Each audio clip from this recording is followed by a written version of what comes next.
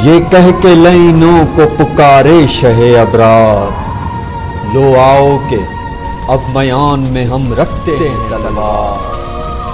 ये असर का हंगाम है लश्करे कुफ्फार, कातिल से कहो तेज करे खंजरे खुफार। तलवारों में सजदे के लिए कूद पड़ेंगे, अकबर की जवानी की कसम अब न रही।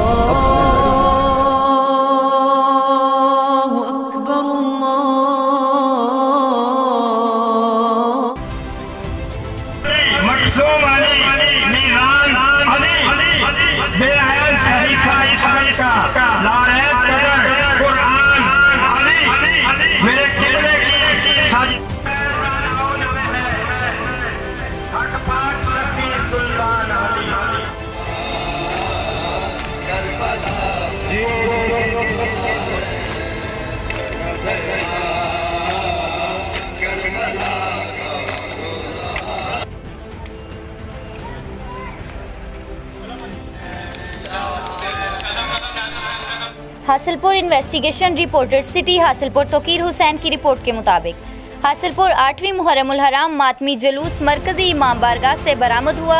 जुलूस जंजीर जनी करते हुए अपने मुकर्रर रास्तों से होता हुआ सैफ मेडिकल स्टोर पर इख्तिताम पजीर हुआ।